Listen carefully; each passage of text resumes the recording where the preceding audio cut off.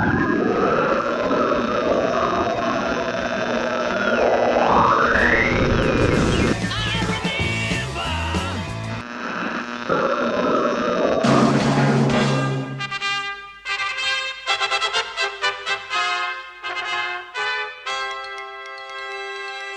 interrupt your regular schedule of Time Warp Radio to present a specially broadcasted bonus episode. We're discussing our most recent movie minutes with Mark Jabara from OzRockyHorror.com. Oh my gosh, so Superfan does not give any kind of proper justice. Like, you are more of a walking historian of all things Rocky Horror. And I just, so you run OzRockyHorror.com. Yes, I do. How did that come to be? Well, I've been a fan for 45 years, and yeah, which makes me old. And No! Makes you very familiar with the material. Yeah. I'd seen the show quite a few times, and I think I was playing on the computer one day and thought, I want to look up one of the shows that I saw. And it would have been probably 20 years ago, so the internet wasn't like it is now. And I went looking, and I couldn't find anything. I could find little bits about the original London production, but nothing about the Australian productions, and nothing about Jim Sharman or Brian Thompson. And I thought, that's not right. So I thought, I'm going to start my own. And but I was just doing it for my sake. I wasn't thinking about launching it. I had no idea about how to do a website. I'd never done that. So I bought a program and started to learn that, and started collecting all of my reviews and my programs, and just started from scratch. I had to make my own buttons, make my own headers, do everything, because there was no, there was nothing online at that time.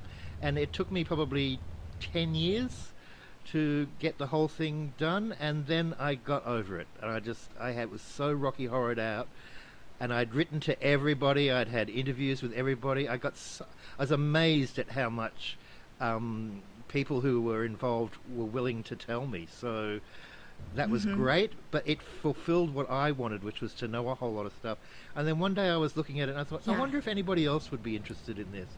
So that's when I bought a domain and I put it up, and the response was phenomenal. So yeah, and that led me to other people who were equally as obsessed, like Tony Pazuzu in Melbourne, who has the biggest collection, I think, in the world. He collects... Oh my gosh, that's so cool. He has hundreds of LPs. He even has the pressing plates they use to press the albums. And he has programs from every production.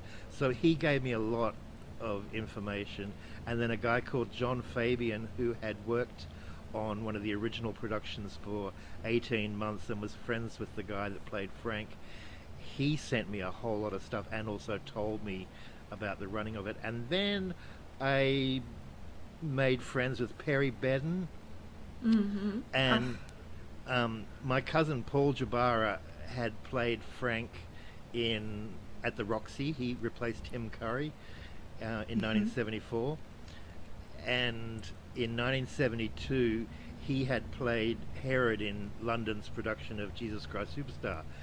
Yes. And Richard O'Brien was his understudy, and oh my gosh, Perry Bedden was his backup dancer.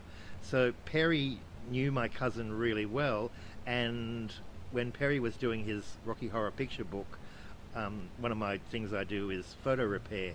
So I got in contact with Perry because I was looking at the photos and they were pretty awful. And I said, look, I can make these look a lot better. And he said, well, go ahead. So I worked on probably 300 photographs, and they turned out so good. Anyway, we became friends, and then he flew out to Australia and he stayed here at my place, and that gave me the opportunity to get a lot of behind the scenes information and things I'd always wanted to know.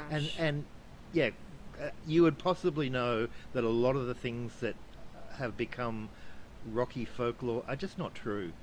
And yeah.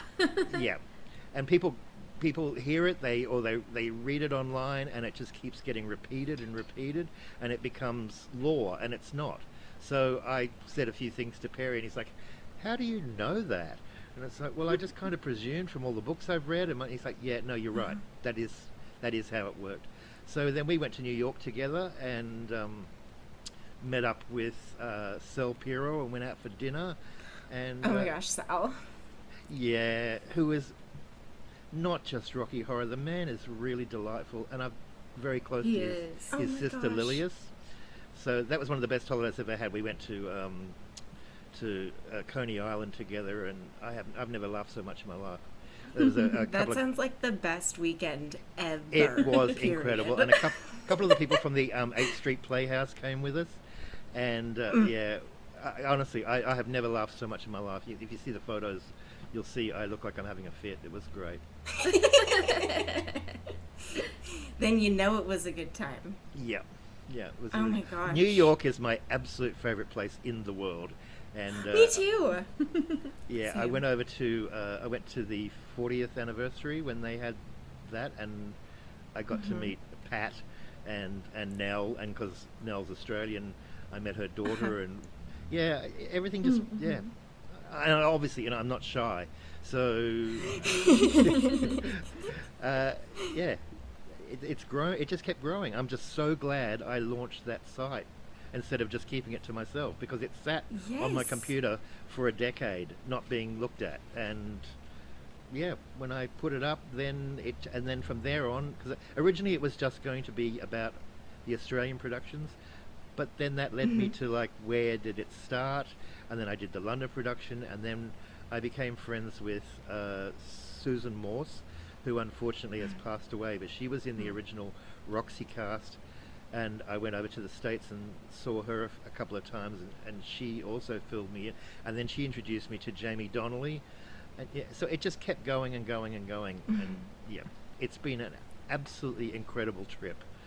So yeah, I'm Well, you are a walking encyclopedia of Rocky Horror, just facts and trivia, and we more than once have relied on your findings that you've posted so generously on the Facebook group, just so the rest of us fans can look at those intricacies that you were kind of privy to, knowing their origins, Yeah. and being well, so a lot of close that has been to lost Perry. because of the time difference. If you go back to 1973 when the show was first produced, almost all of it was current. The references, the Charles Atlas, the references to the Hammer horror movies, all of that was current. Whereas here we are, 48 years later this year, a lot of young people have no idea what they're talking about, and they will make stuff up. I heard somebody going on about Atlas and it being the god of. Well, no, Charles Atlas ran a series of advertisements in magazines, for his fitness program, Dynamic Tension. So yeah, back then in 1973 through right through the 70s, when you saw the movie or the show, you knew what they were talking about. So yeah, I like keeping that alive, and I think it's important when people say things that aren't true, even if I do get attacked, is to say, hey, that's not right. This is what it is. No, you skimmed the familial connection that you have Yeah. with the replacement of Tim Yeah, at the the Roxy Roxy, production. yeah. yes. Your cousin Paul, and I know that I've for sure had a conversation with you about Paul and all of the really incredible things that he did in his lifetime. And I'd love to hear more about Paul. Yes. Well, Paul grew up in New York, and he really wanted to get away from home and do theatre, and I think his family were a little bit. The Jabaras are a very, what would you say, proud family, and theatre Love was it. not a lot of doctors and Mm-hmm. so Yeah. going into the theatre was kind of a bit frowned upon. Anyway, he found his way into the very original cast of Hair in 1968, and went on with that through into the Broadway production. So Oh he my appears on all goodness. the original recordings. And Wow. from there, he then went to London and played Herod in Jesus Christ Superstar. But on the side, he was writing songs, and he Mm-hmm. became particularly obsessed with Donna Summer, and then made friends with her. Aren't we all? Yeah, yeah. So he wrote several songs for her, and he wrote "Let's Dance the Last Dance," which won the Academy Award for "Thank God It's Friday." And he wrote, "Enough Is Enough" for Donna Summer and Barbra Streisand, and he wrote the gay anthem "It's Raining Men," and lots of other, the main event for Barbra Streisand. He wrote for Iglesias, for all different. Wow. Yeah. Yeah, and he was so close with Jim and Brian Thompson and Yeah, because of Jesus Christ Superstar. That's the whole way that Rocky Horror came to be. Is Jim Jim had directed Hair in Australia in 1969, and then when he moved it to Melbourne, they redesigned the set, and they, for the first time, because the show always had the same set, and he brought in Brian Thompson, who was a friend of his, and Brian Thompson did the set, which happened to have a giant light-up rainbow across which is an obsession of Brian's, is rainbows, and because of the Wizard of Oz. oh, I love it. And then when they were trying to decide in London to stage the show there, they went and had a look at the Broadway production, which apparently was stunning, but it wasn't what they were after. So Andrew Lloyd Webber and Tim Rice came out to Australia and saw the Australian production by Jim Sharman and Brian Thompson and said, "This is the production that we want for London." So they brought the two of them over to London, and it was a time when a lot of Australian artists and creatives were going to London.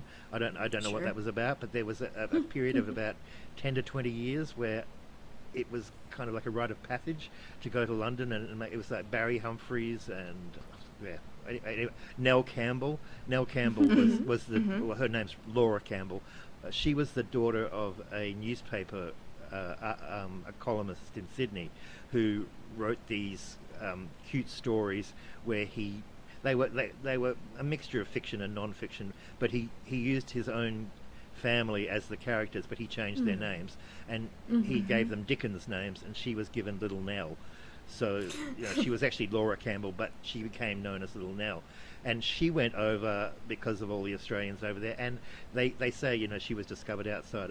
That's not true. She was a friend of Brian Thompson and Jim Sharman, so they particularly, they included that role of Columbia in the original London production specifically to talent, to show off her talent, which was tap dancing. She was part of the vision. She was part of the vision, yeah. Yeah.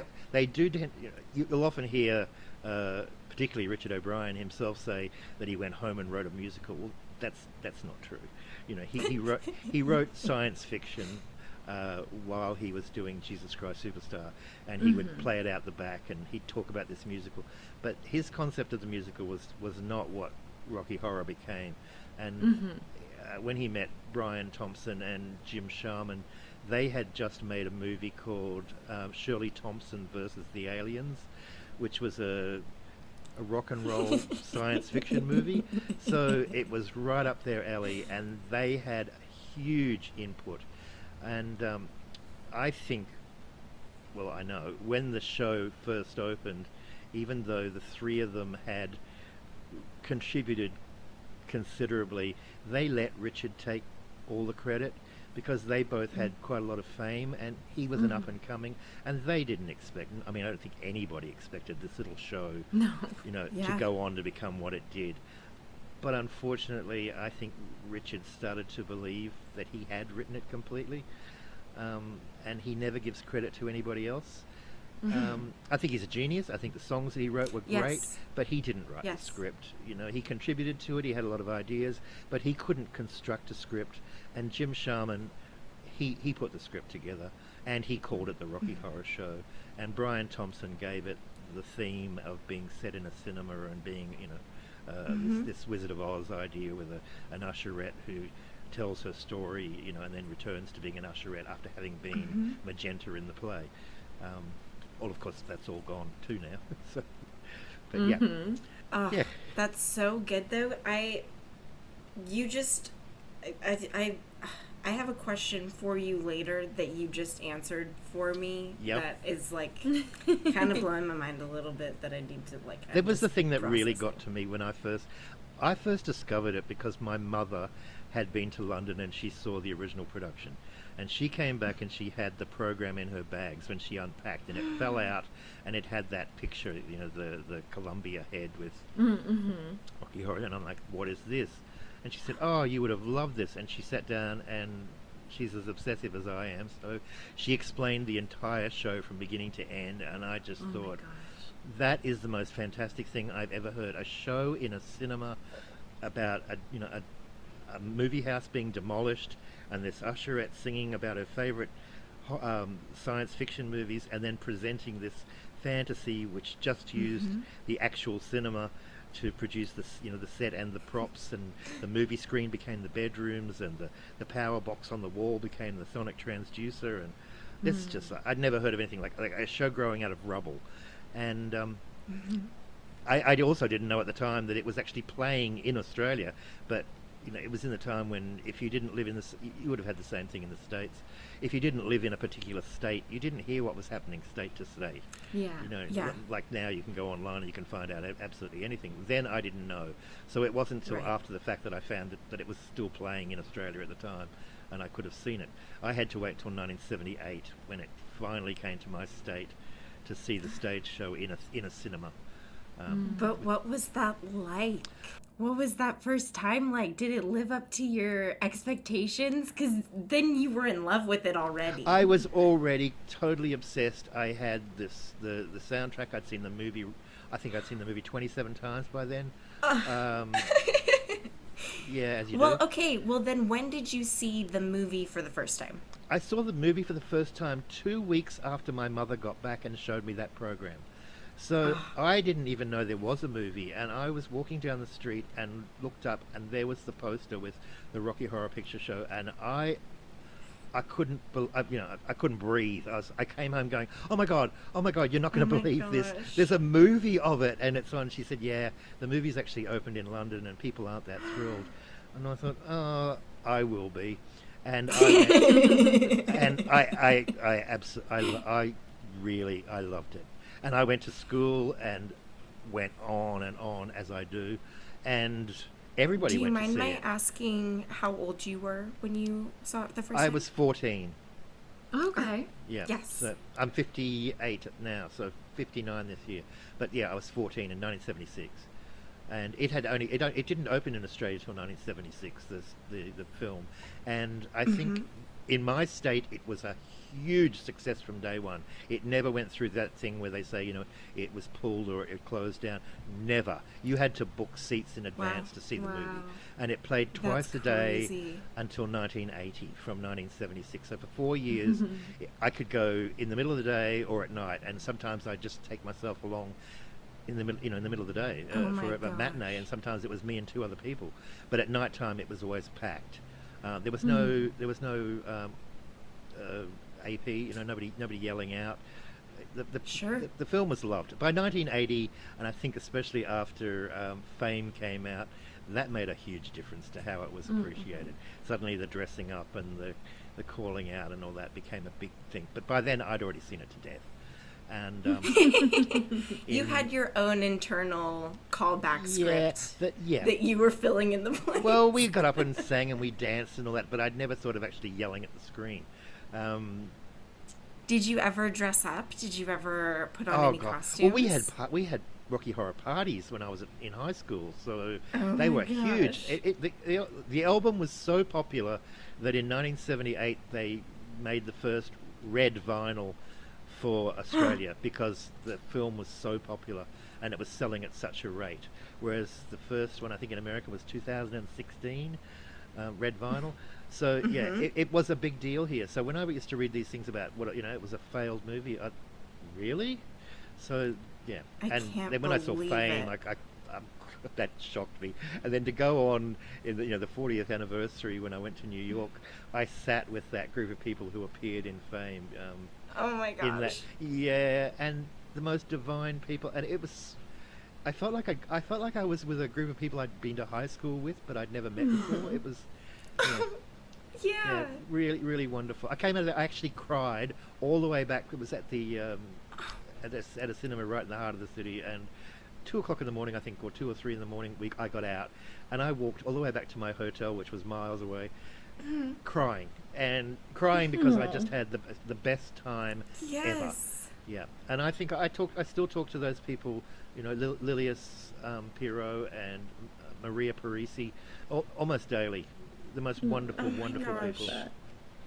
Yeah, that's the hidden secret best part of Rocky Horror is the people and the community that it creates. Definitely. And I didn't really know that until I went to that.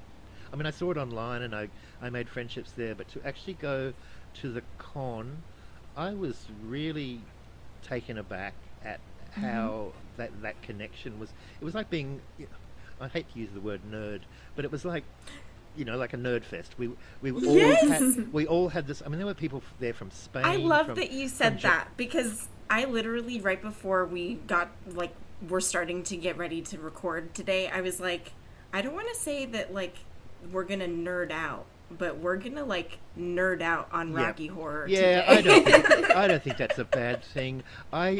I absolutely soaked up every second of it. To see the Japanese, you should have seen the Japanese contingent that came over. There was one dressed as a leopard with a snake rat, and I'm thinking, what the hell? And of course, when the movie started and they go through the hallway, the time warp. Yeah, and there's the leopard with the snake.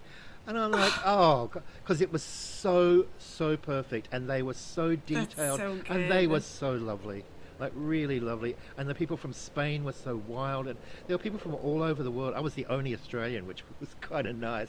And Nell got up and made a reference to me. So, yeah, I kind of thought I'd died and gone to heaven. It was it was amazing, really amazing. The only person I really missed who wasn't there was Dorrie Hartley, who I have become friends with online, and first thing I said when I met Lilius, I said, "Is Dorrie here?" And she said, "I think she's actually gotten over it." Well, she hasn't. I think she just thought that people didn't care anymore. And I said, "Yeah, well, I did." And you were the first person I thought of, because when I first saw Fame and I saw her, I'm like, "Oh my God!" What kind of fan goes to that much trouble that they look exactly like Tim Curry? So yeah. I would love to talk to Dorrie Hartley, because have you ever seen her artwork? She's just, oh my God. Oh my gosh, she's so talented. She's so talented, and I've got her CD as well, because she can sing. Yeah, she's astounding. Yeah. Of course she's talented, because she was able to look at the film for the varying art form that it is. Yeah. And created a culture that no other movie has. No. They keep trying to find others and going, this is the next. No, there won't ever be. That was lightning in a bottle. There's never going to be a next Rocky Horror. No. No, it's perfection. I mean, even the parts of it that aren't, that are a little bit tacky, they make it. The cartoony kind of wipes between one scene and another, and all of it. My gosh, every I love single bit them. of it is divine. Even I call the it house the taking PowerPoint of movies. Yeah.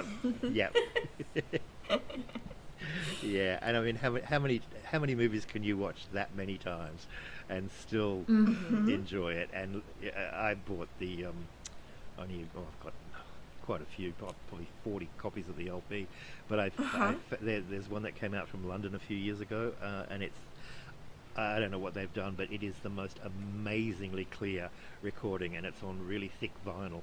And I bought that and put it on my record player, which is something I bought recently. And it was like listening to it for the first time, and I got all thingy because it sounded, it had that, because it was so clear, but it sounded, like the first time you ever heard it. And yeah, which I will never forget, the first time I ever heard it, and that music started at the beginning of science fiction. Yeah. So yeah, it doesn't leave you, even at my age. It's never left me, and yeah, I don't think I'll ever get over it.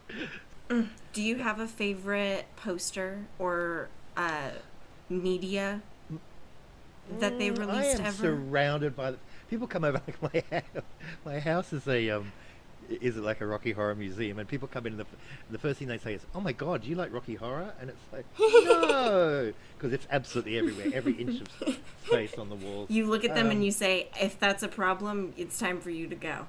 Yeah, I love I've got the the classic cinema one from London, and the King's Road one, and the comedy theatre from the first 3 posters from London next to each other, and I love those. But my favourite is the film poster that Australia brought out in 1977, which is in reverse, where the lips are black and the background is red. And that is my absolute favourite. The writing is in black on a red background. And I worked at the drive-in when I was a teenager, and got a copy of that and kept it in a box in perfect condition, and unfortunately that box ended up in the river. And I lost. Yeah, it was a moving van accident, and all of our things went out. Yeah. Anyway, it was all lost, and it's taken me up until only probably 2 years ago I found a copy online, because it was such a short-term thing to produce it in the opposite, and I've got it, and it's on my lounge room wall, and I look at it every day because it is so beautiful. I love it. Well, you also just post, like, how to describe it. It'll be a graphic of every picture or every album poster, cover, or every album poster, cover, yep. Every single one. So you get to look at these often. Yeah. And does your favorite ever change? Like, do you? Yeah. Well, people will say, which is your favorite cast recording? Which is your? How do you say that? Because they the Roxy cast is the best vocals. There's no question that has the best vocals, but it is the least like the original show. You know, when that was recorded, Lou Adler wanted that to be a saleable album outside of the audience. So the people perform. I mean, yes, the singers on it are the singers, but the band is not the band from the Roxy. He had his own stable of brilliant musicians. So all that brass and all of that, that was never ever played in any theatre. So people go, "Oh, I love the Roxy recording," but but that never played in the theatre. The theatre recording was very much like the original London and the original Australian. They all used that Richard Hartley sound, because it's supposed to be tacky. It's supposed to be in an old rundown theatre. It doesn't have this great big trumpets introducing Frank and all that. Yeah, it's not supposed to be like that. But that is a wonderful, wonderful recording. Yeah. I think my favourite is the Australian original, because I saw that guy on stage, and it was quite different from the from the film and or from the previous. I think when Jim Sharman and Brian Thompson put it on in Australia, because they are Australians, they could go a little bit further with it, because it was half an hour longer in Australia, the stage show, than it was anywhere else. They allowed a lot of things to be added, because they knew what people are like here, and people like the grotesque, and they're not not as worried about camp or any of that. It was a huge success in Australia. I mean, it ran for 3 years. We only had a population at the time of 15 million people in the whole country, and it ran for 3 years to 700 people a night. And then it came back in 1981, and it basically played all the way through to 1988, and it never changed. It stayed in that original format of being in a cinema. So we were very lucky to have that, but it's because the originators were here. And then it was rewritten in 1990. So when people go to see the show today, that is not the same show. It's quite, it's quite altered, and it's not just the dialogue. It's the whole meaning of it, and it no longer really is about a cinema coming down. It's more the movie put on stage, which doesn't interest me as much. I'd rather go and see the movie with a shadow cast than go and see it fleshed out on stage. Yeah. Yeah, so I was going to ask you then, when was your first time you watched a shadowcast? The shadowcasts, I saw shadowcasts here probably in the 80s, but they were nothing like what I saw in the States.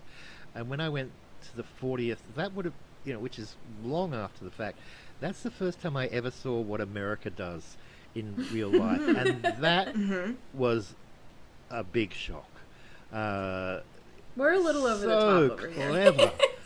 The kids with the JANET all done in lights, and the also the precision of the costuming and stuff like that. Was, I'd never seen that. I'd seen people who dressed up in basically Nana's dresses or whatever. I'd never seen anybody be so film accurate.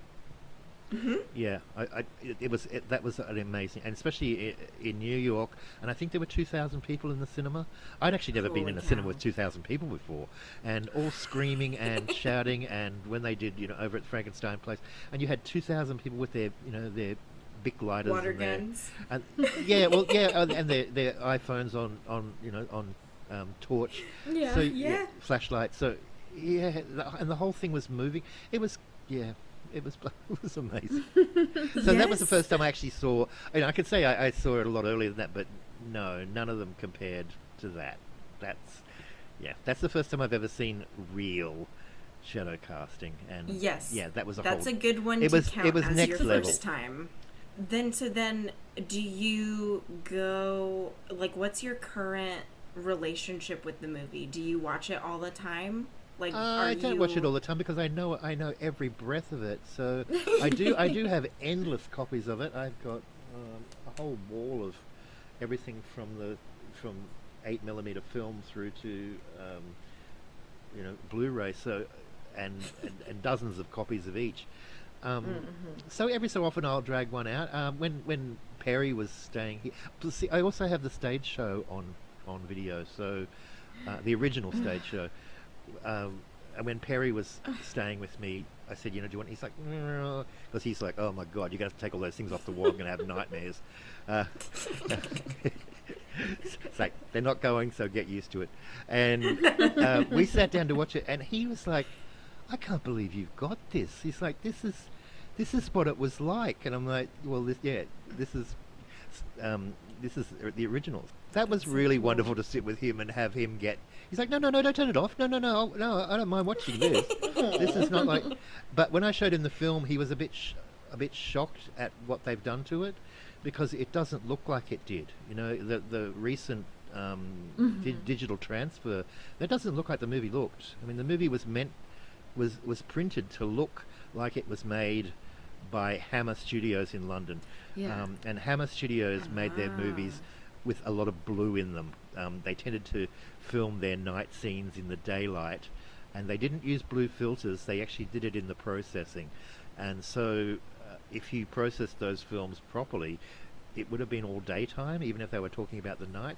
But they were processed basically wrong, which made scenes dark blue, so they looked like night. And when they made Rocky Horror, they used exactly that same process to give you that look, so that like in the bedroom scene with Brad, the bedroom is blue. Well, now the new version, it's white.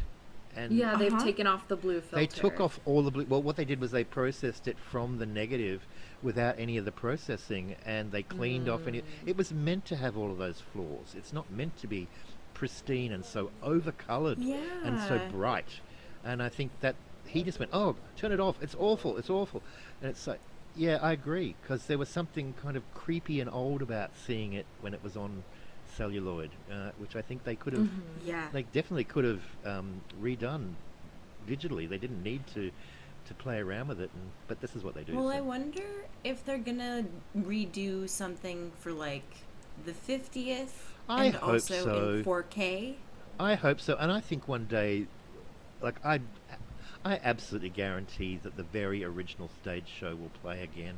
we've had West Side Story, we've had Chicago, we've had basically done how they were done, or the Sound of Music, or My Fair Lady, 40 years after 50 years after the fact, staged exactly as they were originally.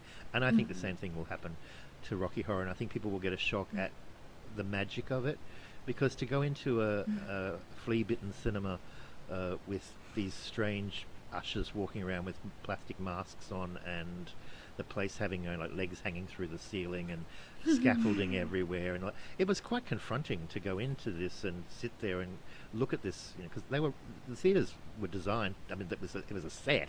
It wasn't. They were cinemas, but the screen you were looking at was not the screen. The actual screen of the cinema was behind that. They built a false, But a lot of people went to them thinking, oh, why are we sitting in a cinema? People even said, oh, they didn't put a set in. And it's like, yeah, that's actually a set. And scaffolding up the walls and all that. I'd never seen a show like that. And then to have, Frank come through the back doors of the theatre and strut up the centre aisle and up onto the stage, they were things I'd never seen. Of course, that's all gone. Now it's all very bright and colourful and very family friendly. It wasn't. Sure. So I think one day that will return, and I think the film will hope so. will get redone. Well, okay. You also said that you did photo restoration. Yes, I do. Tell me about that. I want to know about that. I worked in a photographic place for 8 years, and I was doing hair as well, and I own a beauty salon. I was doing hair, and when I wasn't doing that, I started talking to the photographers, and then of course, because I got to know everything. How do you do these things? So they were showing me what happens when you take a photo, if there's a flaw or there's a hair on the how you mask that. So I was like, can I have a go? And it was white gloves and big magnifying glasses and scalpels and inks with little tiny paintbrushes. Yeah, because you're actually doing it on the paint, on the actual photograph. So by doing that, when it came to digital, and I found out, wow, if you make a mistake, you can just go back.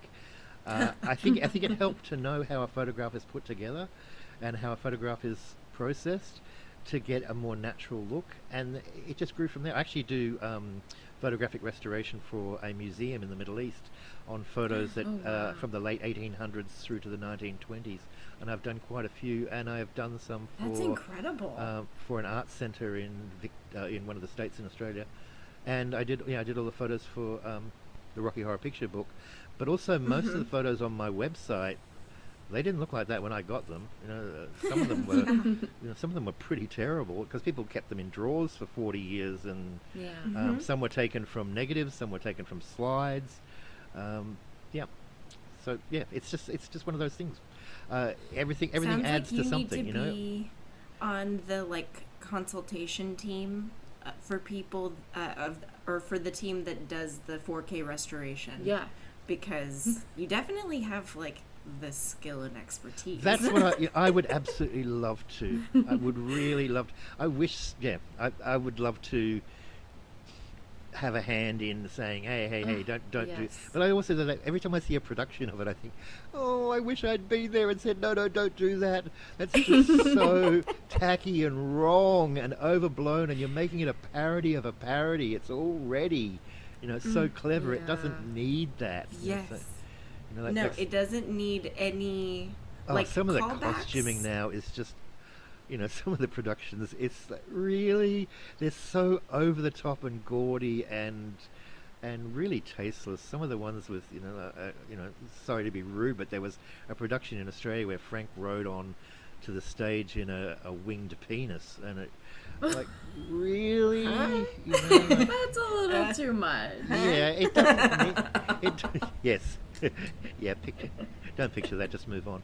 That's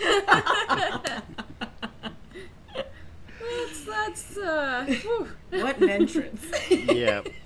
Well, that's how I felt about the Fox remake. Oh my God. They just tried so hard to make it laugh at itself. Yeah, and so Disney-esque that Yeah, Oh, I didn't get yes. it. That's I a good thought way the to opening was phrase it. fantastic.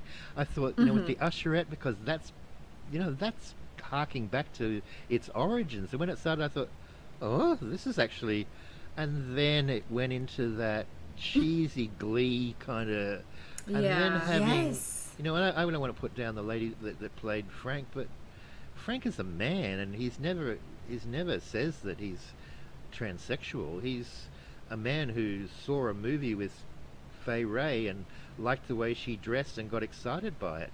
That's the whole thing. But he's a man. So seeing a lady with breasts, doing and then saying I'm a sweet transvestite, but you're not. So yeah, I didn't get it.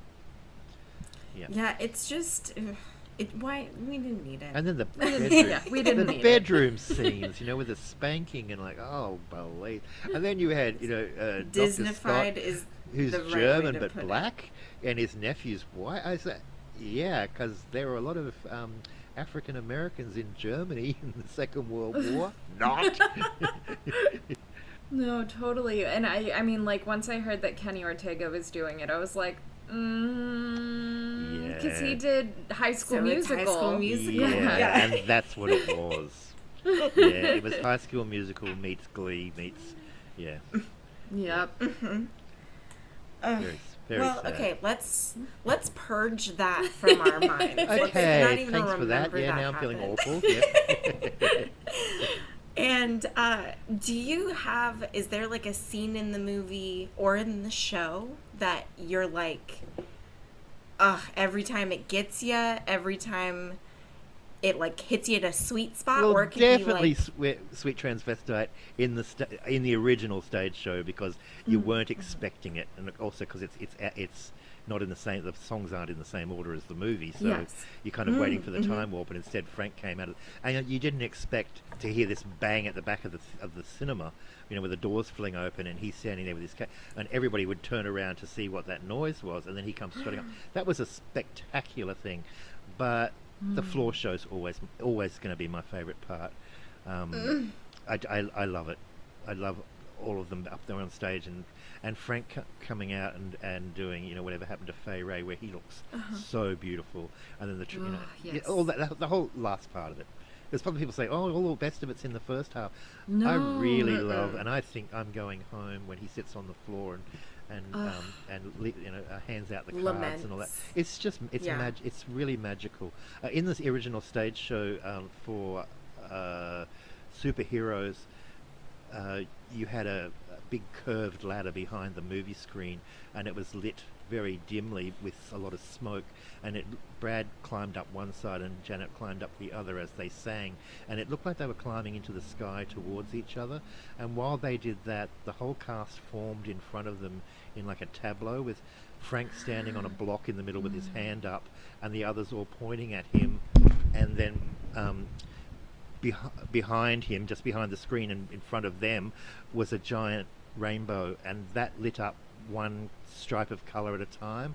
And so by the time the narrator came out and said, and crawling on, it was that's possibly one of the most beautiful things I've ever seen on stage, because you had this couple climbing through clouds, and they're touching by the time the rainbow has lit up, and the whole cast are standing there, like statues, and then he comes and says that at the front, and shuts the book, and then it goes dark, and then the usherette comes back out and sings the reprise of science fiction.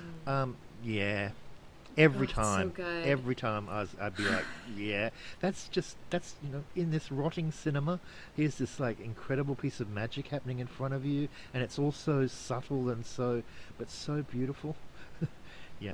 I would totally agree with you. I think my favorite part of the movie happens like floor show on. That's Me too. like my I love Rose Tent. I love all seeing I love all the beginning, and it's all fun and all that. the But the boas. end is it's so cathartic, and when you find out that It's- that yes. Riff Raff's so jealous, and yeah, I love all of that. I'm and, just and a sucker for the boas. I can't lie. I Yes. love the boas. They're so Yeah. sexy. They're Oh, all incredible. It's what we Yep. came for. and them all all dressed this up in a in them, floor yeah, show. and Rocky not being able to dance very well and all of that. Yeah, it's great. Doing the terrible kicks and Oh, yeah. I love I know it. in the original Australian production when Columbia gets shot, when she screams and Riff Raff turns around and just shoots her. In the original Australian, she doesn't die instantly. She crawled across the floor and grabbed Frank by the leg and looked up and said, "I love you, Frankie," and died. And things like that, I miss.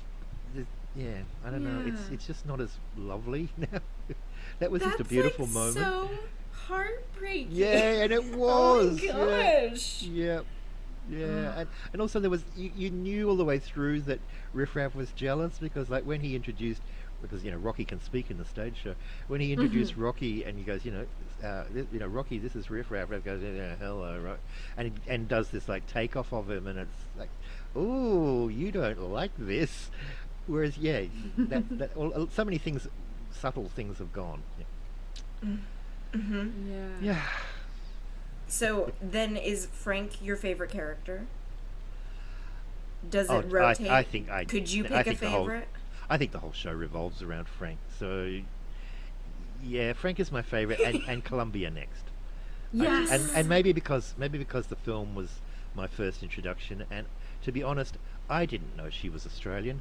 And when Little Nell said, I can give my, I could give. Most people would give their right arm for the privilege. I'm like, oh my God, who speaks like that? That's the ugliest accent I've ever heard, and I love it. And it was like 2 or 3 years later, I saw her being interviewed, and I'm like, oh my God, it's my accent. Whoopsie. Well, you've definitely told that to the right person because I am also a huge Columbia fan. That is my girl. I was going to say I'm a huge fan of Australian accents. Yeah. So well, we we never heard them. Like you didn't hear Australian accents on film, and yeah, not in cinema. Not at that time. Like later on, I remember even when I first went to see Grease, and Olivia Newton-John said, "Oh, we're going back to Sydney." I'm like, "Oh my God, that is so." The whole audience went here because we had never heard, we just didn't hear it, and we were horrified. It's like, shut up! Don't ever put another one of us on the screen. That is just so hideous.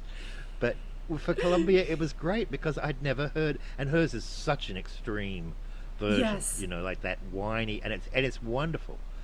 Plus her look and everything. I just yeah. So when I finally got to meet her, that was pretty special.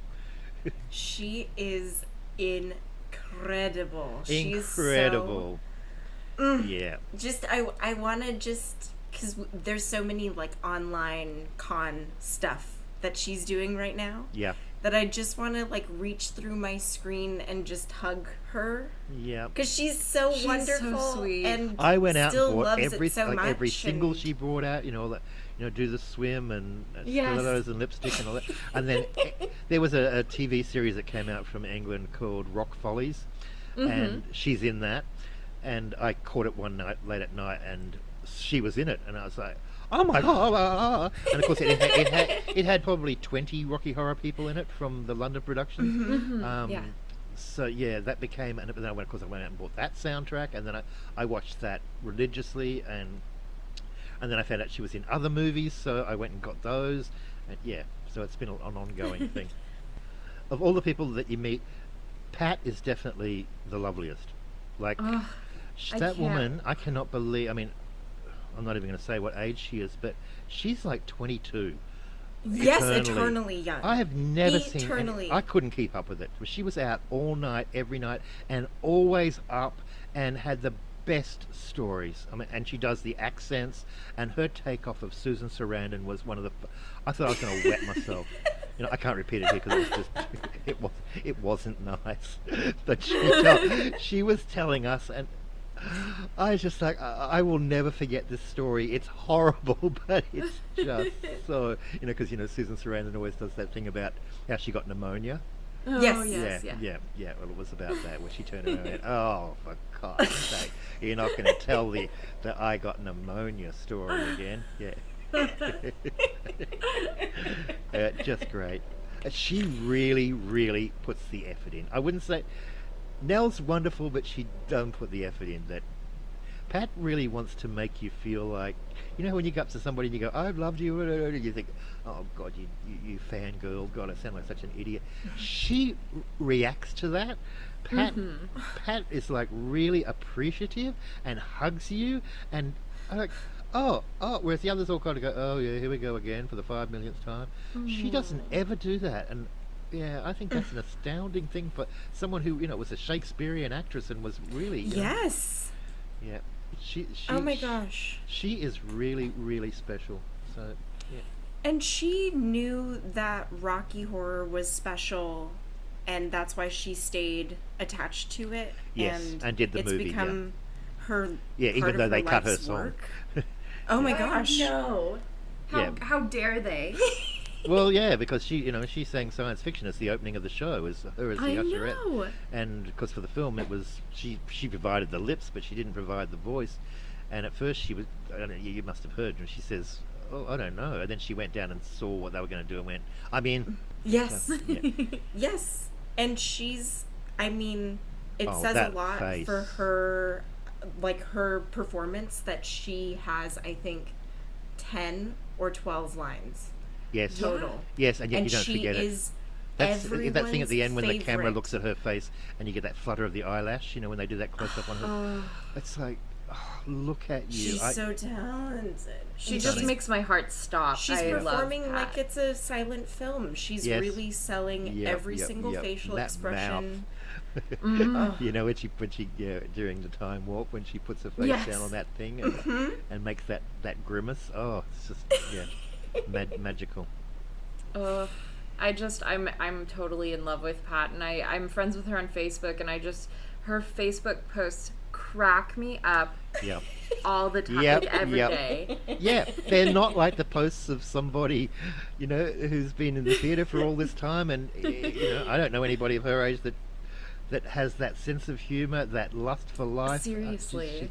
Yeah, wonderful. She's incredible. She is incredible. Yeah. So I have maybe a question that I don't know if you'll be. I don't know how to even ask it. Like, Just how ask. do you I'm not compare worried. the stage show to the film? Do you prefer one to the other? Ultimately, I wouldn't go and see the stage show today. The stage show that plays. The last time I saw it, I was so. I don't know how girly is this, but I was so upset by it. I went back to my car and cried because I knew that the thing that I had loved had died. Because the original show, it didn't change for 15 years. Like, it didn't matter where I saw it or what cast I saw it with, and I saw, I think, 5 or 6 different casts. It was identical. It was the same moves. It was choreographed from beginning to end. Everything that they did, it was set out, and I knew at a certain point a certain thing was going to happen, and I knew at the end that the rainbow was going to light up and they were going to climb up the thing. And then suddenly I saw this production where they drove in a real car, and they had a proper lab set, and this particular one I saw, they actually had a castle, and the castle at the end took off. It turned into a rocket ship, and I was like, wild. That's like, there's nothing clever about any of this. This is not. I didn't get it, and I just thought that's it. I won't see another, and it's continued to just decline from there. So. If the original show came back, the original show, honestly, it is no comparison. Even without Tim, it's an experience. It's a what do they call it? A happening, because you're going to a cinema to see a stage show, and you don't see stage shows in ruined places, and all of that was just magical. But today, the film is all that is left. The movie is much closer to what the original show was than the show is that plays today. And at least that last half, I mean, the part from where Frank comes out, and even though there's a swimming pool, that's pretty much what the stage show is. He that whole thing where he sits on the stage and deals a deck of cards, that's all in the show. So, we can just hope that the stage show in its original form is just in hibernation, and it will be back. Well, that happened because it was a 3-way job. It was Jim Sharman, Brian Thompson, and Richard O'Brien, and even though they allowed Richard full writing credit, there was an unwritten agreement between the 3 of them that they would all profit. So even when the show played in countries where they didn't use Jim Sharman's direction, or they didn't use Brian Thompson's set, they still got a share.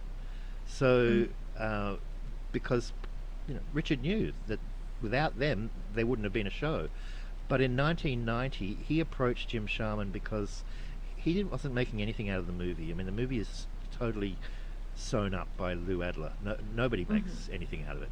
So he needed the money, and like anybody, and he had this show. So he thought he would gear the show to be more like the movie, to cash in basically on the film cult. So he approached Jim Sharman and said, will you help me rewrite the play? And Jim Sharman said, no way, no, it's perfect as it is, I'm not touching it. And he said, alrighty then. And he got together with lawyers and had the other two cut out. So you'll read quite a few, especially from Brian Thompson, did not like that at all. They got checks, to say, here's your share, which they both said was enough to take them out for lunch. And that was it. The set was never to be used again, and the premise and all of the things they added, ignored. So I think it'll be a while before we ever see it, because at the moment you're not allowed to put the original show back on. Bring it back. Yeah. Bring it was rewritten in 1990, we'll start the and then it was now. rewritten again in 1999. So when it came back out in 1990, they renamed it the New Rocky Horror Show, and then in 1999 it became Richard O'Brien's Rocky Horror Show without the word "the," and they're the things that's how you know what the different scripts are. But yeah, the very, very original show hasn't been seen. It played till the end of 1988, and it hasn't played anywhere in the world since then. So yeah. Well, That's so frustrating. Then I'm thankful that the movie exists, and that I love the movie so much, and that the movie is so fulfilling and fun, and thank God. And Thank God they got the original people who, Yes. They could have gotten a whole bunch of, famous people, but they got the original cast. And even though, it has a few things changed and it doesn't have that doesn't matter. It's still closer to the original play than anything you'll see on stage today. It's got Richard, it's got Tim, it's got Nell, it's got Pat. So yeah, and Meatloaf, and all of the fantastic. Transylvanians too, I argue, add so much atmosphere. Well, you to the need movie. that, because on stage you have an audience. So when Brad and Janet are being embarrassed, having having to strip and all that, there's an audience, a live audience. So you didn't need Transylvanians. Sure. But when you make a movie, you needed somebody for them to be reacting to, because stripping their clothes off in front of two people doesn't mean anything. That they replaced the audience so that you had something to feel their embarrassment through. That was the whole reason for doing that, adding the Transylvanian. And I love them in the movie. I think it really adds to it. Would you say that the movie is perfect, or is there anything you would change about it that you're like, if they could fix this one thing? Or do you love every single thing about it? I love it now. I mean, it's way too after the fact. 45 years, 46 years later, it's what it is. And things that I remember being blown away by the lips at the beginning when I first saw it and thinking, wow. And then when I got to see the live show, I was like, oh, it's actually, even though I knew, it actually has a whole meaning, because it's kind of the Wizard of Oz, and this woman, sings about thing, and then suddenly she's the maid in the story, and then at the end she comes back and she's the usherette again, and that was lost. And I think, I often think it would have been wonderful if it had started with Pat dressed as the usherette walking to work and finding that the place was closed for demolition, and going inside this abandoned theatre and picking up a movie play magazine and flicking through it and seeing all the photos from the different science fiction movies and singing it, and then falling asleep not falling asleep, but sitting down beside the screen, and the screen starting with the wedding scene, and at the end have her wake up like Dorothy in The Wizard of Oz, and it's all been a dream basically. But as she walks away, she's got the space boots on, so that maybe it wasn't a dream. So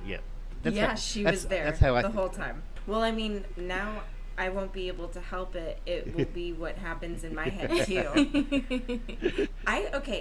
Now that we've got you all warmed up, we have like a million questions that we need you to clear up for us, because the movie does not do it for us. Okay. So I don't know if you have listened to our show, but we love to speculate wildly and create insane theories. Yeah. Just like the most anything we can tie together. Yeah, sure. But, go for it. In science fiction double feature, what does it mean when they're saying androids are fighting Brad and Janet? I don't think it's saying androids are fighting Brad and Janet. I think they're two separate things. I think they're listing the things that you see in a science fiction movie. Androids fighting Brad and Janet Brad are just and the typical names of people in 1950s science fiction movies, and it just happens to be that when you go to see when the movie starts, they are the couple Brad and Janet. And I'm pretty sure I can't think of what movie it is, but there is whether it's Brad and Janet or it's Janet and somebody else and Brad and somebody, but they are typical 1950s names of science fiction characters. So I don't think they're actually. I don't think it's. Yeah, I think they're separate things. I think it's see androids fighting, see Brad and Janet, see I think is what it's saying. Well, okay, then what androids are they talking about? It's in a science fiction They're movie. They're not talking about the movie you're about to see. They're just talking about those movies. You know, The Day the Earth Stood Still. Okay. Yeah.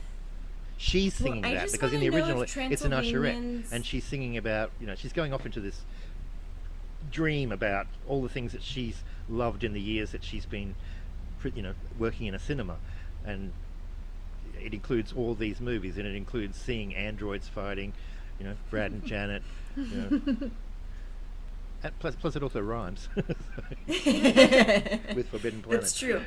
I'm just wondering if like Transylvanians, in addition to being aliens, are actually robots.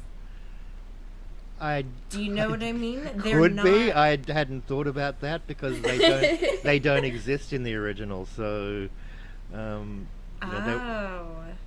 were no Transylvanians. It was just a house with, Frank and his groupies, or Frank and his two servants, and a groupie and her boyfriend.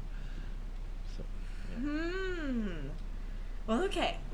So then, when exactly is the film taking place? Because we get a bunch of different time eras thrown at us. Or are they I've actually in some listened kind to of Jim time Sharman warp? talk about that, and he said that he wished they had never put the Richard Nixon resignation speech in there because it dates it at 1972. The 72 or 73, but yes, he said that. Yeah, because it could be any time. It could have been the 1950s. It could have been the 1970s. It wasn't supposed to be a particular time, and that's never, in the original stage play, that's never established that it's a particular time. But that really dated it. So did the car that they drive. Whereas, of course, in the stage play, there is no car. They just stand up and put their hands up like windshield wipers. Windscreen wipers, and they move forward, and they have their arms across themselves like a seat belt, and the other arm they use. So it was all in your imagination. Whereas when they made the film, I don't think it's, I don't know, maybe it's set in 1975 or 1974, but I never thought about that. Because I'm not sure if they're just stuck in a time warp. And that, like, maybe there's some weird frequency disturber in Well, they're definitely not Frank's 70s style people. And No. They're very 1950s, and the way she dresses and the way he dresses and how uptight conventional they are. Oh, yes, and does anybody know how to Madison? They're not things that anybody in the 70s would have said, so, yeah. Very good point to make, because... Okay, then how long has Frank and co. been stationed on Earth? Oh, I don't think it's an extremely long time. I think it's, within the realm of maybe a decade, if that, because Frank's idea of good taste is so wrong. And he's obviously collected all of these things to decorate his house with, and thinks pink bathroom tiles are a good idea for a lab. So sleazy. you know, which of course they are, and you know, a bear with a leopard with a snake around it like a feather boa, and the, you know, the American Gothic thing on the wall, and the black and white pictures of the Mona Lisa and the giant statues of David. They're all things that he's probably looked at and gone, or the 4711 on his leg. You know, these are all things like, oh, that's a bit glamorous. But if you were there for long enough, you'd soon find out they aren't really. So I think it's kind of like, you know, an alien seeing what he thinks is glamorous. And I also, you know, because Eddie's gone there to sell them drugs in the first place, and I don't know if I presume he's taken Columbia with him, and that she's decided to stay because, you know, she says that how she met him. You know, he was driving a truck, and that's what I was also going to ask you, was what Columbia and Eddie's relationship was prior to... I think she was his girlfriend, and she came with him to the house when he was doing one of his deliveries, and Frank got his hooks into him because she says, you know, in the stage play, she says, you know, the reason that he's no longer around is that his delivery wasn't good enough.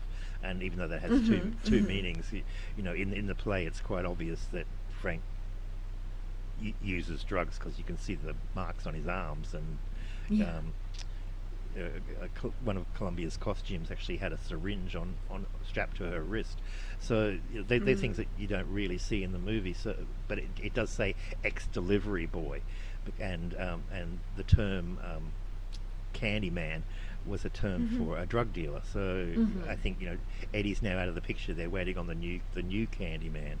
So I think that's what happened, and she's become a regular Frankie fan. I think being there, she's ended up, you know, she's always got her heart for Eddie, but she loves Frank too. So well, she says, you know, her speech, you know, you're like a sponge, you take.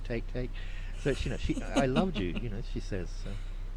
So you think then Eddie is the man in the pickup truck that picks up Columbia? Definitely. Boom. Well, okay, I don't know. I'm out of the like a majority of the people that we've talked to, we usually ask who the man in the pickup truck is, and I am one of the very few that thinks it's Eddie. Everybody else thinks it's Frank. Yes. Yeah, like Frank's going to be driving a pickup truck. No. Thank you. That's my explanation of it too. No, you couldn't drive a pickup truck in those shoes. No. Thank you. Thank you. Yeah. See, I was thinking it was like the truck they used at Denton Episcopalian. That, you know, it's like the church pickup truck. Yeah, no. I just think he was a delivery boy. So I think he was driving a delivery truck when she first saw him. So yeah. I mean, the way she talks, that, you know, the devil's eye. No, it's definitely him. I'd never even. When somebody said that online, I saw somebody say that they thought it was Frank. I was like, that has never crossed my mind. I have never pictured Frank driving a truck. No, I don't even imagine Frank driving. I imagine him being carried around, but I don't imagine him ever driving. Anyway. He's in the back seat of the Uber. Yeah, he exactly. Doesn't drive. Yeah, with his champagne. Yeah.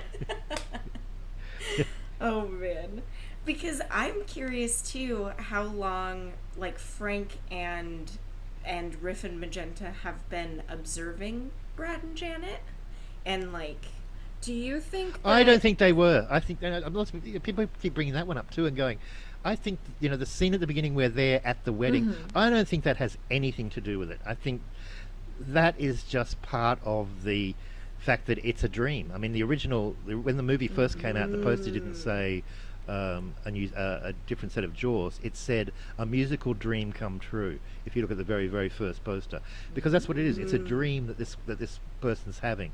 So that was their nod to the Wizard of Oz, because it starts off at the farm, and then when she goes to Oz, the same people from the farm are in Oz. Yes. Only that they're, you know, the Scarecrow and the Tin Man and the Lion and all that. And when she goes back, and the Wizard of Oz is the guy that she saw in the caravan. When she goes back, they're there. They're all still there. And she goes, and you were there, and you were there, and you were there. That's why at the end when the house takes off, there's a rainbow over the house. It's a homage to the Wizard of Oz. So I don't think they actually are at. Yeah, I think they mean it when he's surprised, and and Frank says that you knew that they were going to. I think that's just Frank's paranoia. I don't think they knew anything. Oh, so you don't think Brad? You do think it's a total coincidence? I think it's a total coincidence. No matter how bizarre it is. Yeah, like all those 1950s movies were. Nobody ever went to one of those scary old houses on purpose, and they would have said something. I mean, they turn up there, and he's like, "Didn't we pass a castle?" Well, obviously he doesn't know it's there, and if he knew that it was there and who was in there, he's not going to be saying that. Didn't we pass a castle back down the road a few miles? Maybe they have a telephone. He would know all that if he knew that. He would have said, that there's the place we've got to go. And she says, there could be a beautiful woman. No. Because my other question is then about Dr. Scott and how close his residence is to Frankenstein Place. And also he knows that he's there. I think he knows he's there because he says that he's, he belongs to the investigation, the Bureau of Investigation of that which you call UFOs. So I think he's been looking at it. He doesn't expect Brad to be. He's like, Brad, what are you doing here? Don't play games, Dr. Scott. You know exactly why Brad made it. So it's not. Yeah. Yeah. He's there to find Frankenfurter. And I don't know how far away. I don't know how far away he lives, but he's obviously close by because they were on their way to his place when they stop at the castle. So it's only because their car broke down. I just want to know when he gets the note. Yeah, how does he get the note? When does Eddie drop it off?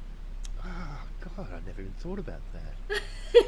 These are the things that keep us up at night. Yes. Yeah. Yeah. Somehow he's got it out to him. I don't know. I have a really bizarre theory. Yeah. No. Say. Go. Yeah. What if Riff and Magenta forged it in ketchup? to lure him there. Yeah. Because they're trying to take over, and it's a good distraction. That's a fantastic idea. And I might go with that in future because I had never thought of that. That is really good, and it does look like ketchup. Well, because Frank is very obviously using ketchup to season his meatloaf. Yes.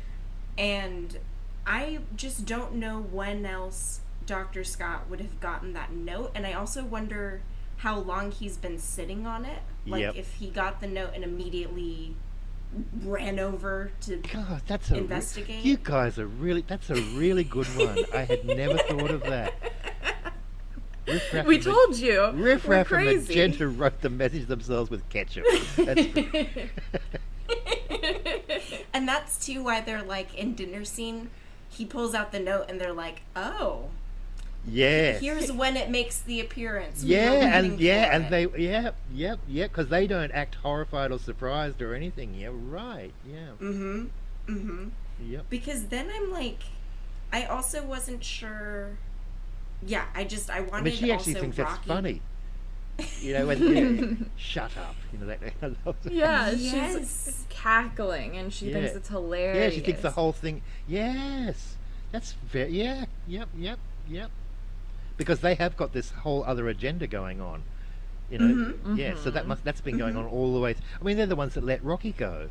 So yes. Yeah. Oh, they're creating chaos. I think you're onto something here. Well. Thank you. I'm happy to hear you say that. Yeah. Because also, then we're in the dinner scene. We got Eddie, right? And they've just consumed him. Are they eating him because humans are a primary food group for I don't think so. I think it's to be as gross as possible. I think he's serving them up something. Because there was nowhere in the world they ever would. Whereas then it doesn't mean anything to him. He's not even, Earthlings are not his species. So, but I don't think that's their primary source of food. I just think, because like in the original stage play, he kills him by stabbing him to death with a microphone stand in a freezer, in a Coca-Cola fridge. And as Eddie gets in, he picks up the microphone stand that he's been singing with and stabs him to death with it, and then closes the lid. And then when he comes back later and they're talking about Eddie at the, there's no dinner party, but when they're doing Eddie's Teddy, he goes over and lifts the lid up and he pulls out this bag of guts and he goes, oh, his future is in the bag. And then he throws it to Magenta and she says, I'll go make a casserole. So, it's all part of being like shocking to them. So it was an extension of that to turn it into the dinner. Because that too, I wasn't sure if like they needed human flesh to exist on Earth. I don't think like so. That was their, or like if that's why they're doing drugs. And that's what allows them to... like a la Mars Attacks, where they are chewing the bubble gum so that they can breathe I love that movie. Oxygen. Yeah. Oh my god. Yeah, sorry, I'm having pictures of Trump's mother. If you've ever seen Mary Trump, she looks just like she looks just like one of those aliens. Anyway, yes, I shouldn't go there. It's fine. He's out of office. Yeah, I don't know. We don't care. So we will be saying again. Well, I just wanted to know all of your thoughts on their like what they need to exist here, and like if they've been here forever, are they consuming? I don't think they've been here forever because I think they were sent on a mission, and it didn't take very long for particularly Frank to pick up every bad habit possible. It's not just the bad taste in decor and artwork, but he picked up the drugs, he picked up, having sex with everybody. He did, and I don't think, obviously they don't come from a very moral planet, but obviously Magenta and Riff Raff weren't into all of the things that they were into, that Frank gets himself into. So he fails because he's completely self-indulgent, that's his failure. I think is that he's been sent there to observe and to find out, but instead he's just had a good time. That's so interesting. It's not easy having a good time. Never. It makes your face ache even. I hadn't thought of Frank coming to Earth and then it being like earthly pleasures that he's indulging in. Yes. I thought they were always Transylvanian ways. I don't think they were. I think that they're the things that he's discovered over here. I think it's like one of those, those old movies where, or back then, where aliens have been picking up Earth transmissions, and I think like on science theater, whatever it's called, where they've been watching old movies that are out of context, MSTK. Because somewhere he saw Fay Ray in King Kong. Because when he saw Fay Ray, he cried. So somehow he saw that back on his own planet, because I don't think they've been there since 1933. And I think all the things like Lily St. Cyr, who was the lingerie model in the 1950s, and the Don't Dream It, Be It, which comes from Frederick of Hollywood original. What was it? Don't Dream It, Live It. That was on all his catalogues for lingerie. So all of those things made up his character, but I think they're all borrowed. Obviously none of those things belong to another planet. They're all Earth things. So somehow wires got crossed and he just went, oh, I really love this, and I'm going to dress like that, and I'm going to do this, and I love it. I love thinking about.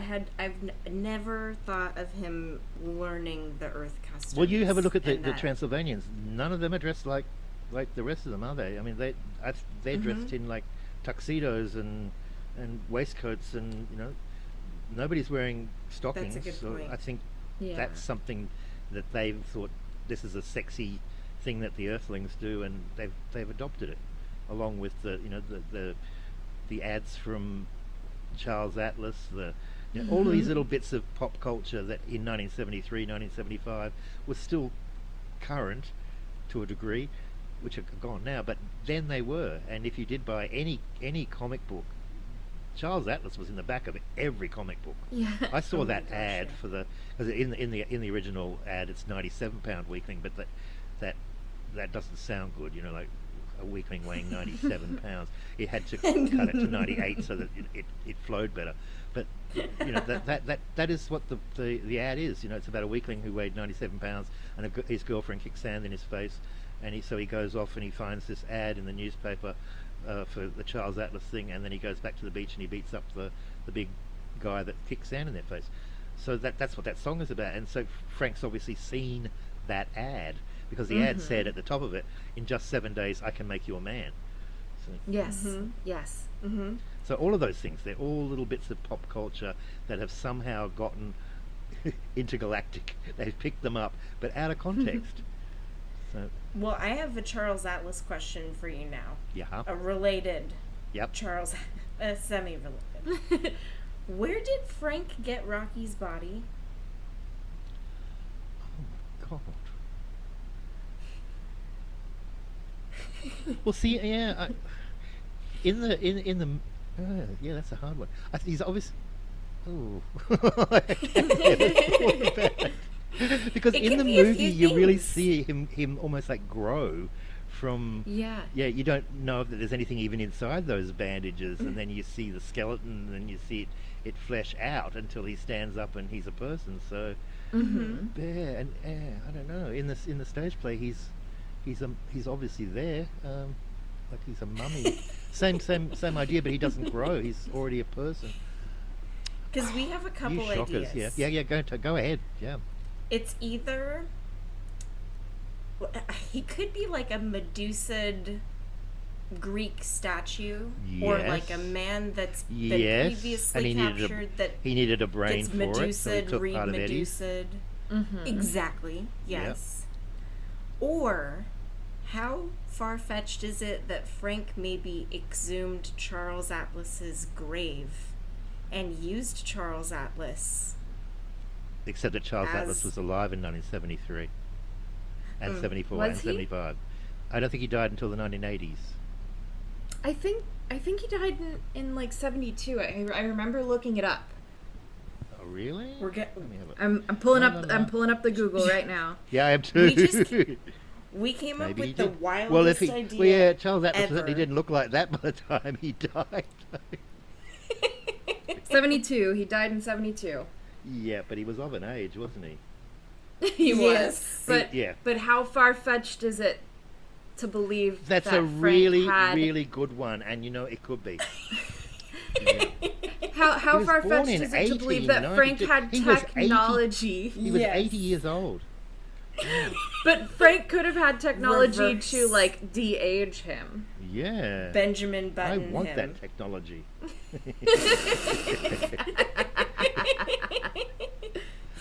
Oh, that is the secret to life itself. That is. Oh. Yeah. Oh, because then it's like, are all of the statues that are just littered around the castle, are those other creations? I don't think so, because they're all really well-known artworks. You know, it's the discus thrower from Athens, and it's the statues of David, and they're all really recognizable, unless he got people to pose in those. But they are copies, exact copies. That's what I was saying about his taste in artworks. Like just like the picture on the wall it's not riffraff and magenta at the wedding. It is a copy of, but albeit a very badly done copy of American Gothic, and and you see the scene when they show you Eddie's mother. It's Whistler's mother, the painting Whistler's mother. So I think that it has all those art things, but no, I don't think they. I don't think. And also some of them are enormous. Like they're. Yes. Yeah. Yeah. Well, okay, so you brought up Eddie's mother. Mm-hmm. Eddie's father is markedly absent from the narrative. Which I think is why he's the way he is. It's that whole thing of, that was the era of blaming. I didn't have a father, and so I turned to crime, and so I think Eddie's obviously got a single mother who's the poor tortured soul, because even from a child he was a monster. Which was much that era. There were so many, and especially even if they were rich, that they were joining terrorist groups or robbing banks or whatever. I mean, it's the whole Charles Manson thing, and the the one that joined the whatever it was and robbed the banks in America, and she was from the richest family in America. That was Patty Hearst. Patty. How could I forget? Yeah, Patty Hearst. The Patty Hearst syndrome of my parents gave me everything, they just never loved me. That thing. Mm-hmm. I think that's what it is. Yeah. Because, what are the possibilities that Frank is Eddie's dad? Oh, that's a revolting thought.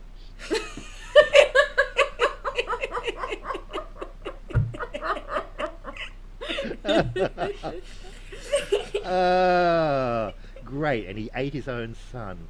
Yeah. And had sex with him too. Yeah. Yes. Oh yeah. Okay, yeah. I'm not going to sleep tonight now. Thinking about it. Because I'm just curious if he's in his mind he's successfully completed the experiment one time. Yeah. And now he's coming back to Earth to try his success again because he found the spark of life. So it's I think this is how you do it. And what it actually is seducing Janet. So there's a lot of what ifs, because Eddie has to have met Columbia in the street and ended up at the castle. It's very, very strange that his father is the transvestite that lives there. So I just want to know why Frank has a giant room with Eddie's portrait. But that's Mel's room. That's Columbia's bedroom.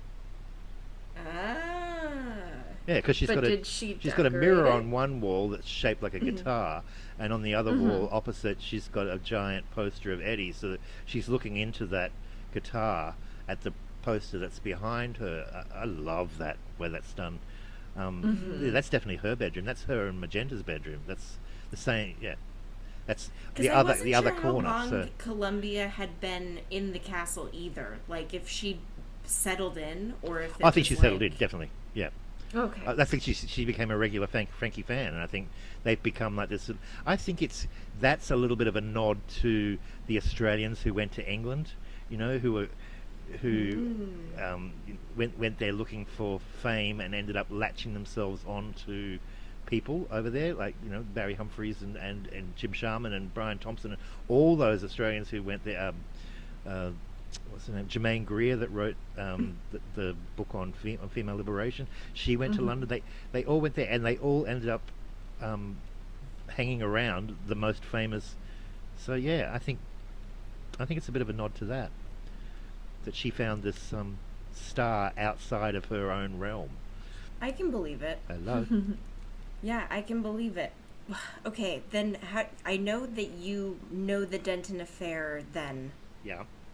Quite fluently. Mm-hmm. Do you believe the statements? Do you believe that Janet winds up pregnant at the end of the story? Not really. I don't know. I never went that far with it because it was a dream, so it never went any further. It ends with them both destroyed morally and crawling towards each other, and goes back to being the usherette at the end, or in the movie just him shutting the door and the spinning the globe. I never thought about any post anything. I thought it was I mean, I love that idea of when an old queen, the old queen one, or kicks up his heels and all that, and that that Frank did father, but that's all an afterthought. I don't think that was ever part of the plan. No. Sure. Because then too, I'm wondering if Krim, if he's remembering and analyzing this possible cold case, is he a human or a Transylvanian that is trying to he's human. Investigate? Human? Yeah. He's too shocked by everything, and too there's raised eyebrow things that he does when he sees something, and it comes back. It's like, no, I love all that. I love the fact that he's and it's so funny when he finally, when he gets up on the chair, or when he stands up on the table and he's doing the time. it's so out of place, and and he's so disgusted by all of it. So no. I think he's definitely, yeah, the criminologist. I think he secretly loves it, though. Oh, and of course that's he why does. he has the Of drop course he down does. time Who warp wouldn't? instruction. Yeah. Did you know at the end, when they spin the globe, that was the scene that had the most retakes? Oh no! Yeah, well they wanted it. They wanted, because even when when I first saw it at the cinema, I was like, oh my god, the globe stops on Australia. They did that on purpose, because it ends with Australia at the very front, because there were so many Australians involved. Jim Sharman said when they spin the globe, it has to land on it, and of course there's no break. He says his whole speech, walks over and spins the globe, and then stops it. They couldn't just do the spinning of the globe and stop it. No. They had to do that whole scene. So he did it over and over and over and over until they got it with until they, So there must be a lot of recordings of that. That's so funny. I just need to see that reel of just Yes. every take. Yeah. Oh, bugger. Yeah. No, cut, run again. Oh, Christ. Yeah. No wonder he never wanted to see the movie. Oh, man. Okay. Just a few more questions Yep. to just pick your brain. Sure. Does Columbia know they're aliens the whole time? I think so. Yeah. I don't think they're hiding it in... I mean, all the Because we technology had and... doubts during the dinner scene. She leaves before it's revealed to the audience that they're aliens. So we were like, oh, maybe Columbia doesn't know. Oh, she lives in the house with them, and she shares a bedroom with Magenta, and I think, and she's seen all the equipment and all the... No. All right. I mean, she wears the mask in the lab for him to bring Rocky to life, so I think she's pretty aware of what's going on. Yeah. All right. Yeah. I think she's become... I think she... I mean, they kill her, which is unfortunate, but I think she thinks that she's in with them. I think she thinks that she's one of the in crowd, Do you think if they hadn't killed her, she would have gone back to... Do you think Riff kills her on accident? I think he kills her on accident, yep. Okay. I think it's because she screams. Yes. I think he just shocks him. He just He turns... didn't realize she was standing over there still. She never did anything, so, and she's... Yeah. I hate that he kills her. But I know. Our poor girl. Yeah. Well, okay, so if the Medusa can be like, you can Medusa, re-Medusa, Medusa, un-Medusa, like, can the antimatter ray gun be... Un-antimatter. No, I yeah, no. like... Oh, I don't know, because in the... No, I don't think so. But, well, Frank's floating face down in the pool, so, and I think I don't think he can be brought back from drowning. So not like that. I just want to know how likely it is that there's like a sequel where they're all alive still. I think everybody wants that, and I think that's why in the stage play they do that last scene where they all come out on stage, including Frank, even after he's dead, and he stands on because it's to say it never really happened. It's all just been a dream, and they all form this big thing. Which is missing from the film, because you do go away. But I think that's also causes you to want to go back and see it again, because you want to see them alive again. And I think they made that mistake with Little Shop of Horrors when they turned that from a stage play into a film, and they gave it a nice ending. The whole thing with the stage play was that he fed Audrey too, and which is horrible, and he feeds Mr. Mushnick and all that, and then the plant eats him and all. So you want to go back and see them. You want to see him go back and see them all alive again. It gives you a reason to want to see it again, and I think that's what happens with Rocky Horror. I think it's got to end on a downer, so that you want to go back and see them all alive, because it's wonderful when you start seeing it again. And you're like, yay, and it's so sad at the end. You don't want it to end up happy and everybody. It's great to see Dr. Scott flattened in his wheelchair and.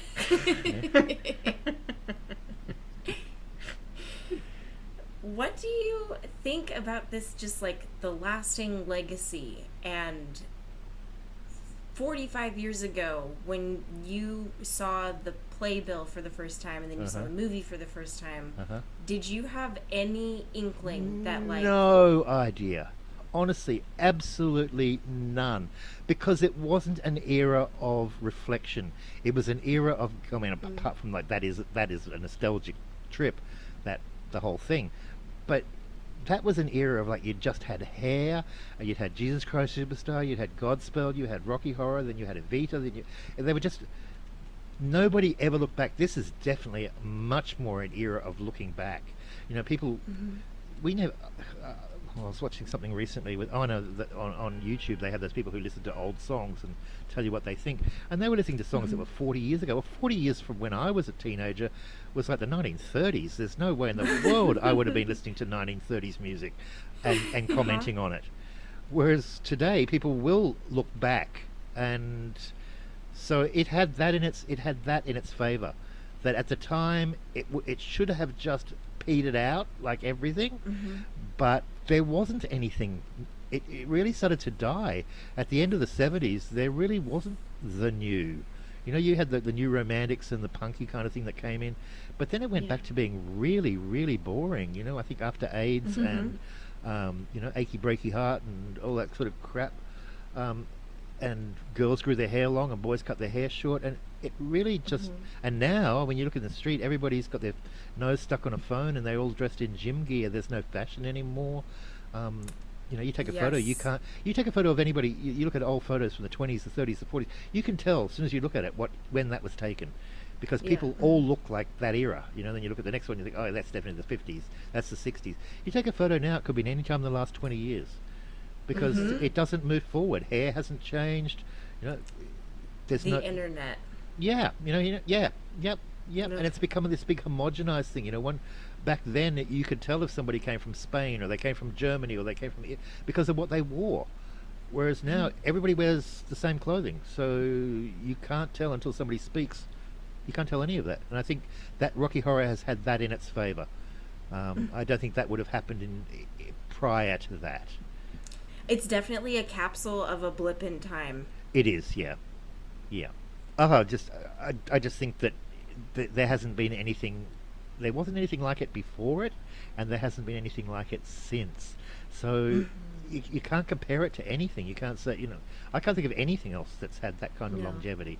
I definitely never think. By 1980, after I had seen the movie to death, and been to all the parties and dressed up, I never expected that I would get a second. Like when the stage play reopened and it had Daniel Abineri from the original London production, and it had Perry Bedden played Riff Raff here.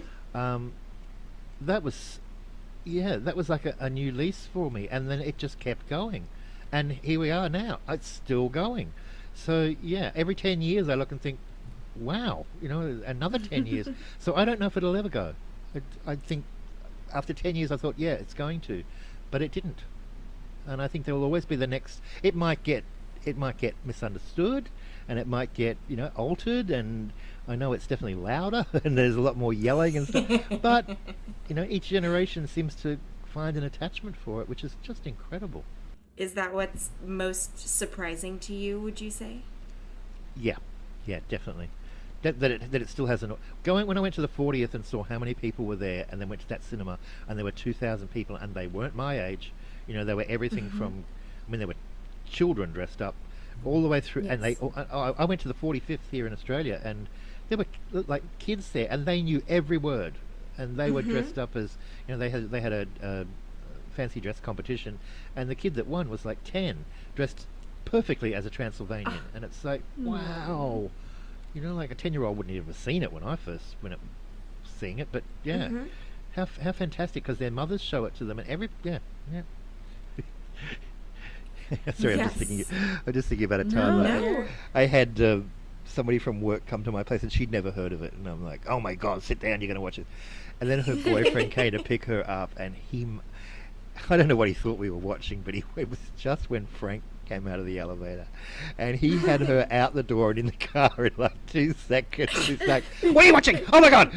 He grabbed her, and she was gone. And it's like, oh my god, what did he think we were watching? Because it's only it's a musical from 1975. He acted like we were watching the most disgusting pornography. It's like, oh god. Yeah, it's nuts. Yeah, going through, like, scrolling through Instagram and seeing parents that are, like, teaching their kids the time warp. Yeah. And kids that are learning to essentially shadowcast at the age of 4 and are, like, watching I don't think repeat. there's anything as satisfying. I had one day I was talking about it at a place I was working, and I think there were 3 girls probably in their early 20s who had no idea what it was, and I said, "You're coming over to my place this weekend, and we're going to watch it." And I had the big, the big 60-inch television and the whole thing. I covered the walls in my collection. I had, album covers and programs, and and I had a statue of David with a boa on it, and I did, did all this stuff, and I had a globe of the world, and I did all this stuff, and we did the callbacks and all that. The next time it was on at the cinema, I took them again, and they said that wasn't anywhere near as good as the night at your place. And it's like, Aww. that was so much fun to share it with these, because they just were like, oh my god, when you have some, because imagine how over enthusiastic I was. How lucky, that there's something that you can share with another group, and I just knew they were going to love it. And then, because from then on, every time somebody said "damn it" at work, they said "Janet." So, like, oh god, here we go.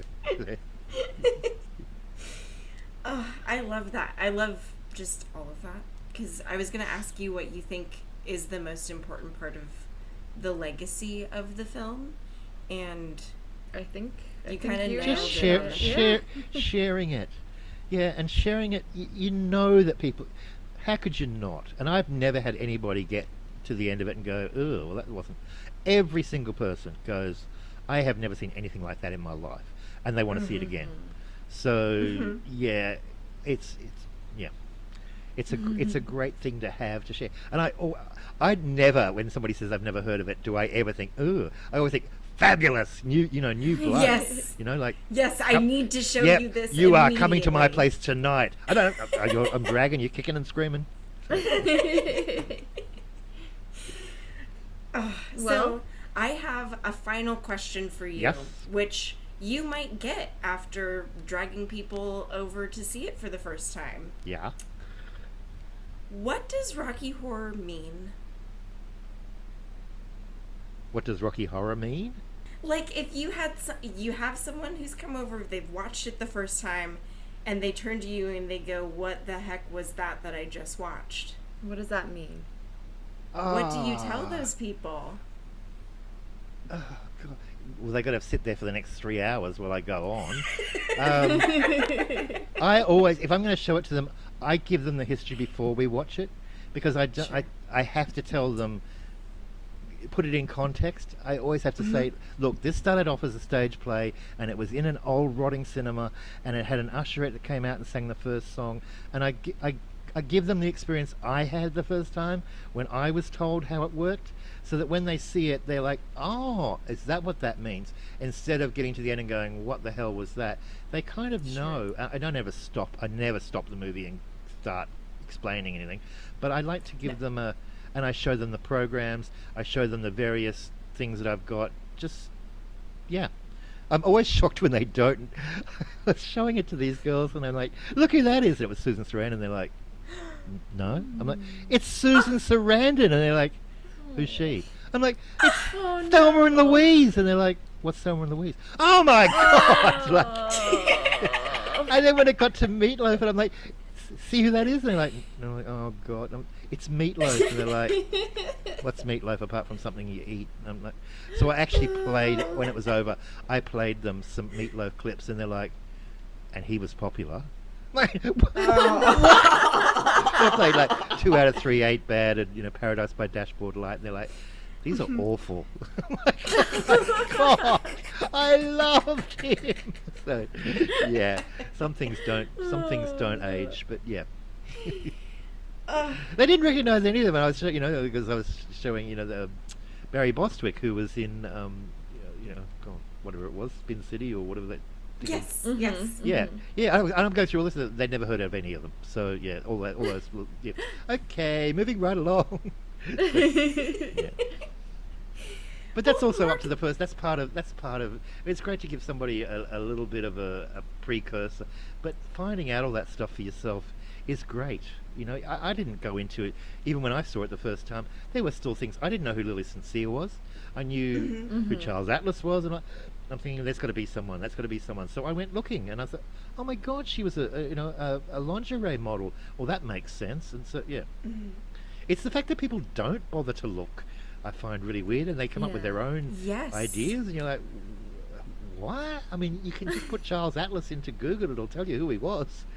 Exactly. Yeah. Well, it's just so interesting because it has transcended its own meaning. It has, yeah. It's absolutely insane. Yes. Thank God. Oh my God, you guys have been fantastic to talk to. You are the most fun. Oh, this is just. I'm so happy. This is so fun. Too. I was a little bit like, but no, you're so easy to talk to. It was great. We're just a couple of the best goofy girls from California. Insane horror fans. We're from Orange County. Oh yeah, beautiful. So.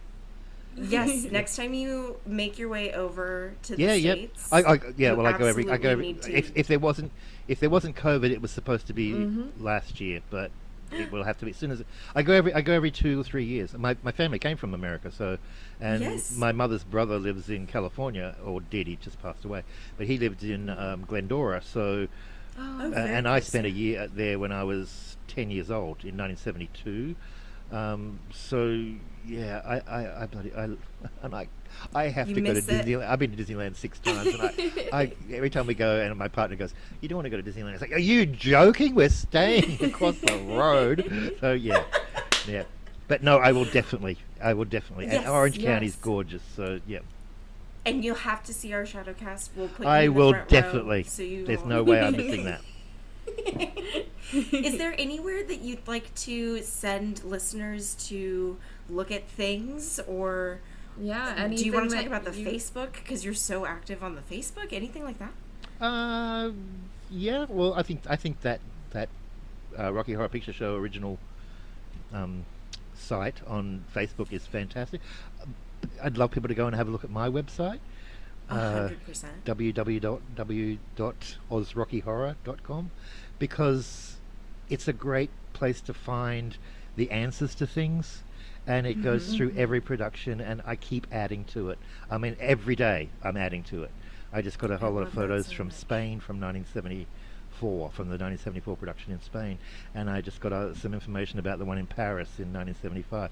So every day I'm writing to people still, and still getting sent stuff. So yeah, that's. I didn't put 10 years of work in it and another 20 years afterwards to just have it sit there. So I love and it's for that. Incredible. It's for people to learn from. So yeah. Well, Mark, it has been so wonderful to talk to you. Yes. I have really enjoyed it. So we might have to do a volume 2 sometime. Thanks so much to Mark for talking with us, and thanks to you for tuning in to this special presentation. And don't forget, on Wednesdays we watch Rocky. Bye. Bye. Please don't forget to rate, review, and subscribe. It really helps us out, and we appreciate all your feedback. We'll see you next time.